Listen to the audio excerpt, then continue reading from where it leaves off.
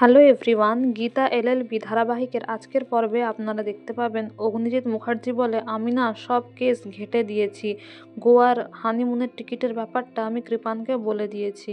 তখন গীতা বলে, আপনি চিন্তা করবেন না বাবা, ওই হানিমুনে যাওয়ার পথেই ওকে আমি তুলে নেব।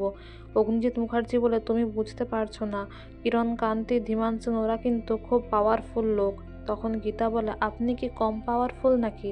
আপনি ওসব নিয়ে ভাববেন না, আর কোর্টে আমি কিন্তু আপনাকে ওকালতি করার জন্যও ডাকবো।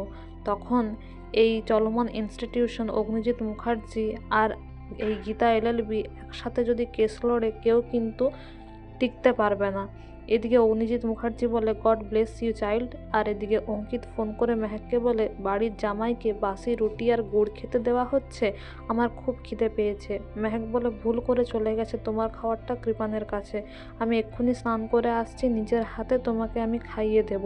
তারপরে কৃপান আসে, বলে মেহেককে যে হানিমুনের টিকিটে আমি পদবিটা কেমন যেন দেখলাম।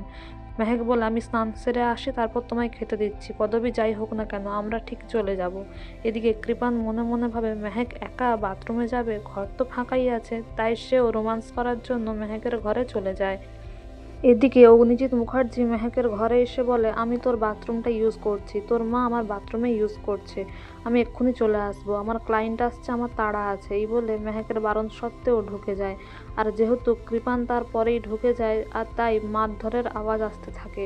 আর কৃপান গোটা মুখে সাবান শ্যাম্পু মেখে বেরিয়ে আসে। তারপর সবাই জিজ্ঞাসা করলে অগ্নিজিৎ মুখার্জি বলে, অপদার্থ অপগণ্ড একটা রোমান্স করতে এসছে, রোমান্স হচ্ছে এখানে, কী রকম ছেলে রে বাবা। এই বলে বেশ তাদের মধ্যে একটা ভালো রকম হাসি ঠাট্টা চলতে থাকে। গীতা অবশ্য এসে অবাক হয়ে যায়, সবাই লজ্জায় পড়ে যায়, আর শ্বশুর জামাই বেরিয়ে চলে যায়। এদিকে অঙ্কিতের খিদা পেলে সে চলে আসে খাওয়ার জন্য। আর এদিকে মেহেককে বলে, তুমি এত কিছু আমার জন্য রান্না করেছো, এত কিছু তুমি আমাকে খেতে দিচ্ছ? তখন মেহেক বলে, হ্যাঁ তোমার জন্য করেছি, কিন্তু মুগ্ধ পরে হবে, 10 মিনিট সময় আছে, খেয়ে নাও। কিন্তু ঠিক সেই সময় আবার কৃপান চলে আসে, তাই অঙ্কিতকে বাঁচানোর জন্য মেহেক ডিনার টেবিলের তলায় তাকে ঢুকিয়ে দেয়। অবশ্য খাওয়ার পাতে মাছের ভাজাটা আর ডাল ভাতটা কেউ খেয়েছে মনে হয় দেখে কৃপান বলে, এ কি, আমাকে এঁটো কাটা আবার খেতে দিচ্ছেন নাকি? তো বন্ধুরা, এই ছিল আজকের আপডেট। এই ধরনের আরও আপডেট জানতে আমাদের সঙ্গে যুক্ত থাকুন। Thank you.